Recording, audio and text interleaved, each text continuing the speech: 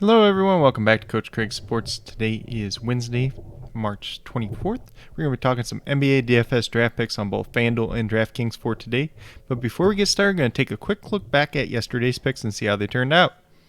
So I'll start off by saying yesterday, it was a smaller slate. It was a slate that didn't have a ton of value going into it on the day as well. So some of these picks were pretty good and some were not so good.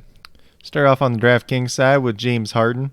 $11,000, we're looking for about 55 out of him. Got to 62.75, so he was a hit. Then we had Bruce Brown, $4,200, looking for about 21 fantasy points out of him. He ended up with 16.5, so he was a miss. That was actually the only miss on the DraftKings side. Then we had Danny Green, $4,900, been playing really well lately. He ended up with about 28.75 points, so he was a hit. Then Al-Farouq Aminu, $3,800. He ended up with 44.5 points yesterday. That was a massive hit, almost 12 times value. And if you had a guy like Al-Farouq Aminu in your lineup, you were doing very well yesterday. And then Enes Kanter as well, $6,400, looking for 32 out of him. Ended up with 55.25, so he's a massive hit as well. So pretty solid day overall on that FanDuel side. Then on the DraftKings side, we had Emmanuel Quickley, $4,700, looking for about 24 out of him. Elfrid Payton ended up starting in this game and playing, so obviously it hurt Emmanuel Quickley. I did list that down in the comments below, so if you guys follow me throughout the day on those comments, you'll be up to date on that information overall. So it's kind of a good way to pivot off of Emmanuel Quickley. Unfortunately, I didn't list another pivot option. I just got it kind of tied up and didn't have a chance to do that. But my pivot option I did end up going with was Kendrick Nunn, and I believe he had about 30 points. So pretty solid there if you were able to switch off to a guy like him. Then Bruce Brown, kind of like we said on the DraftKings side, he was a miss. He was $4,000 looking for 20 points out of him. Got to 17.3. RJ Barrett, $6,200 looking for 31 out of him. Got to 38.5, so he was a hit. He was actually the only hit on the FanDuel side, unfortunately. And then we had Aaron Gordon, $6,300, looking for 31, 32 out of him. Was a little bit concerned when I heard the rumors that he is on the trading block and could be traded pretty much at any point in time. So maybe he's a guy that we don't play quite as much going forward now, but got to 28.6, so he was a miss, but probably not a miss that killed you too much overall. He's a guy that's pretty highly owned too as well, so it's not like a lot of people weren't playing him either. Then last but not least, I had Dwight Howard. And $5,400. We were looking for about 27 out of him. Thought he was pretty safe play, unless this game was small ball. It did end up going small ball. Tony Bradley played 33 minutes, so Dwight Howard was a miss. Ended up with 17.6. So overall, pretty good on the DraftKings side, pretty bad on the FanDuel side, unless you were able to get off of Emmanuel Quickley over to Kendrick Nunn, kind of like I did. But that's a quick little rundown on the recap from yesterday. We'll talk about some of the injuries for today. So the first game on the slate is the Detroit Pistons and the Indianapolis Pacers. So Pistons pretty much the same as they've been for a while now. Wayne Ellington is a game-time decision. We'll see if he plays or not. If he doesn't play, pretty much looking at what we've been looking at lately. Frank Jackson's been playing like 30 minutes a game for some reason. He's not good, but if you want like a kind of pseudo punt play, then I guess he's in play. For the Pacers, obviously you're looking at Brogdon and Turner, see if they play or not. If they don't play, I think Sabonis, Karis LeVert definitely get a big bump up in value. Maybe TJ McConnell if you want to go that route as well. Then for the Boston Celtics, Kemba Walker's back today. Jason Tatum should be back as well today. So pretty much back to full health besides Langford and Thompson down there. The Milwaukee Bucks, obviously the big one that we're looking for is Giannis, see if he plays or not. Bryn Forbes is also a game-time decision. So obviously the biggest thing with the Bucks is just does Giannis play or not. If he doesn't play, Drew Holiday, Chris Middleton, Bobby Portis, we've seen it the last time out, they all get a big bump up. Then essentially the Nuggets are the same as they were yesterday. Monty Morris is a game-time decision. We'll see if he ends up playing. Toronto Raptors all the way healthy. The Cleveland Cavaliers exactly the same as they've been pretty much the last week or so, so no changes there. Chicago Bulls, we're just seeing if Garrett Temple plays or not once again. Then for the Charlotte Hornets, obviously LaMelo Ball's out. We already talked about that the last time they played. But Cody Zeller is a game-time decision. I don't think he ends up playing yet, but we'll just have to see on that one. The Houston Rockets, Kevin Porter Jr., game time decision. All the other guys that have been out for a while are still out. So you do see the gray line next to Victor Oladipo. He didn't play the last time out. Maybe you see John Wall or Christian Wood kind of take the night off tonight. We'll just have to see how that looks going forward. Then for the Dallas Mavericks, Willie Cauley-Stein's out and Terry's out still. So no major changes there. Timberwolves, McLaughlin is a game time decision now. Unlikely he plays. Pretty much the same as we've been looking at for them. Suns, obviously, Nader's a game time decision. He did miss the last time they played, so we'll see if he's back tonight. Then the Magic, looking at Mo Bamba, Chasson Randall, and Terrence Ross, kind of like yesterday. We'll see if they play or not. Just keep an eye out on that one. Definitely could move some value around there. Then Grizzlies, pretty much the same as they've been for a while now. Oklahoma City Thunder, Baisley and Hill are both out still. Pretty much all the way back to full health that they're going to be for a while now, but just keep an eye out on that starting lineup, see how it looks. Then for the Clippers, Ibaka, Beverly, and Scrub are all out. Pretty much what we've been looking at lately. And then for the Spurs, it's pretty much the same as it's been. Lonnie Walker's out today too. Rudy Gay is a game time decision. If he doesn't play, it could open up some more value as well. Maybe you see DeMar DeRozan slide over to the 4, kind of when Keldon Johnson's not on the floor. Open up some minutes for a guy like Patty Mills, maybe Devin Vassell. Maybe you see a little bit of Trey Lyles in this game, but they're all kind of risky still today, so overall, but we'll just see what happens there. Then for the Atlanta Hawks, Gallinari is a game time decision. Dunn and Reddish are both still out. Obviously, the big thing was we did get DeAndre Hunter back the last game out. It was on a minutes restriction. Probably see the same thing from him again today. Gallinari doesn't play. Maybe he gets a little bit of bump up, but still looking at a guy that's, I believe, $5,200 on DraftKings and probably only playing 20 minutes. Not something that really gets me excited. Then for the Kings, Bagley's still out, Ramsey's out, Metu is a game time decision, but we're not really too worried about him. So pretty much the same that we've been looking at for a while now.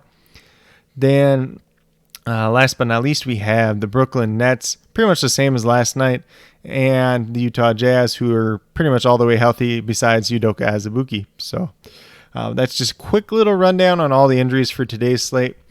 And with that being said, we'll get moved over to DraftKings, talk about my picks over there.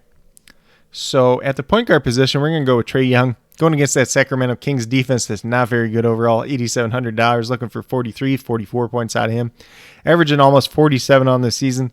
I think it's definitely a matchup that he can take advantage of. I think this is actually a matchup that I kind of want to target. Both defenses are not that good. It should be a pretty high-scoring game. I haven't checked the total on the game yet, but a lot of these guys are pretty fairly priced, and it should be a decent pace-up spot, decent defensive matchup for both teams. So on the other side of that game, we got Tyrese Halliburton. He's $5,700, looking for about 29 points out of him. That's about what he's averaging on the season. He's playing more minutes. I think his minutes restriction is still at 32, according to Luke Walton. So not anything I'm too concerned about, though, but maybe that gets bumped up a little bit more. We'll just have to see. Then small forward, I'm paying down. I'm going to Cody Martin, $3,400. Looking for about 17 points out of him. This could change if Cody Zeller ends up playing. If he doesn't play, I think this is definitely a game that could end up going small ball, which probably benefits Cody Martin a little bit more than some of the other players in that game. Then at power forward, I got Jay Crowder. Probably not a sexy pick here, but $4,600, looking for about 23 out of him.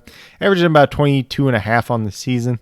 Goes against Orlando. It's a matchup that is probably a pretty good one for him. Probably a game that he's going to see a decent amount of minutes. Guarding guys like El Farouk Aminu and Chumu Okiki, who are pretty similar players to him in terms of how they play that 4 position. So it's not a matchup that I don't think he's going to get limited minutes or anything like that at all. So pretty safe play there. I think it's a play that probably could end up changing as the day moves along if there's some more value that opens up, though.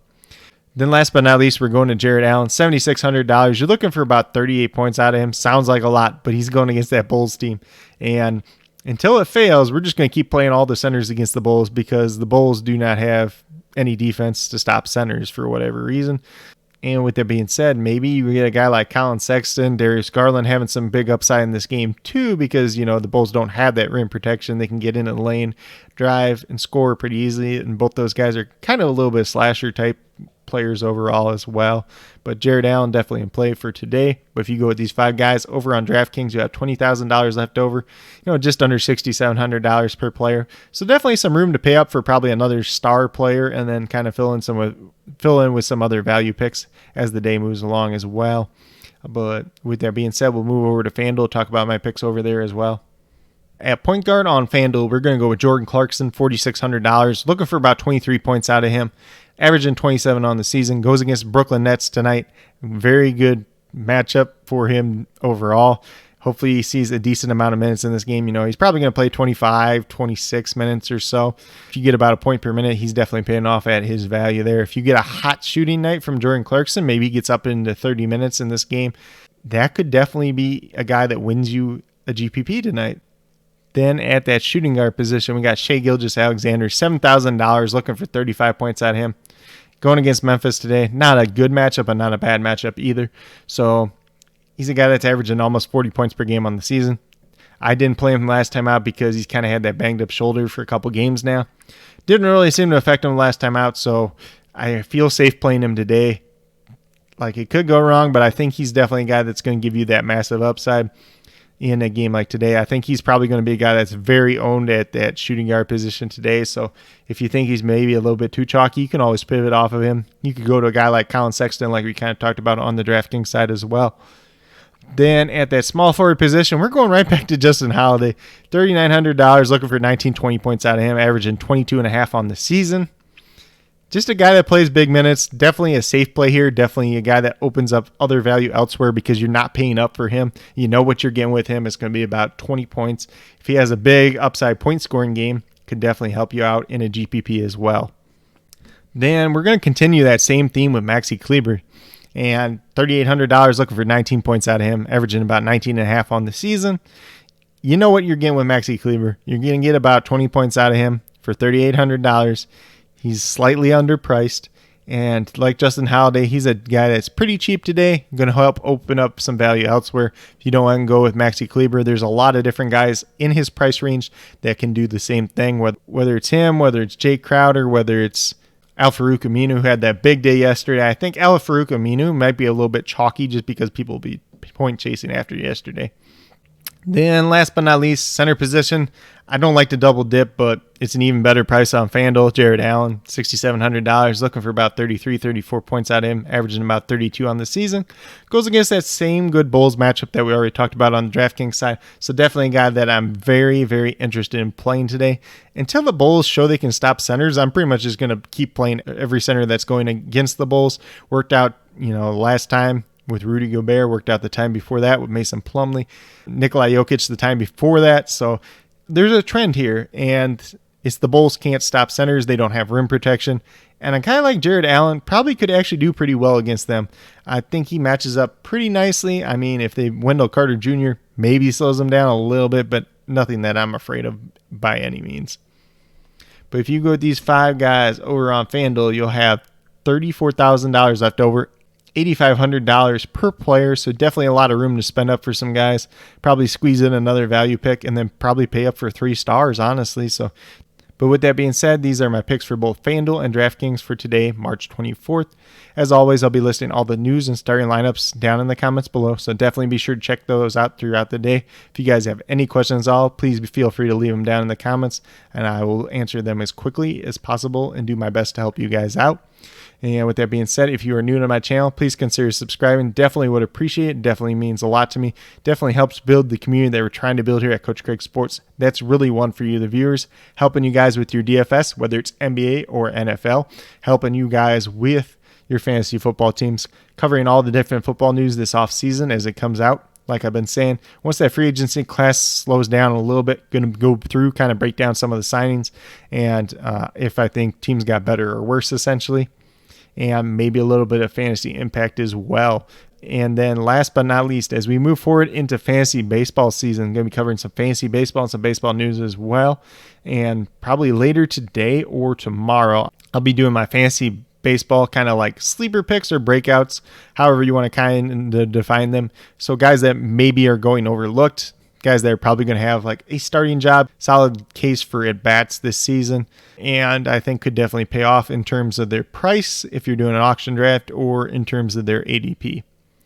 But with that being said, if you are a new or current subscriber who's yet to do so, also hit that notification bell down below. It's going to let you know every single time I post up a new video. Like I've been saying, I do these daily NBA DFS videos, and then like I just said, going to be doing some fantasy baseball, some fantasy football, and covering all the news for both sports as well. But with that being said, that's all I got for today's video. Hopefully you guys all enjoyed. Hopefully you do very well in NBA DFS tonight. As always, if you guys have any questions at all, please do not hesitate to ask. Definitely here to help you guys out the best that I can. And last but not least, special little shout out to each and every one of you watching this video. Thank you for taking the time out of your day to watch this video. Definitely means a lot to me. And I hope each and every one of you has a great rest of your day.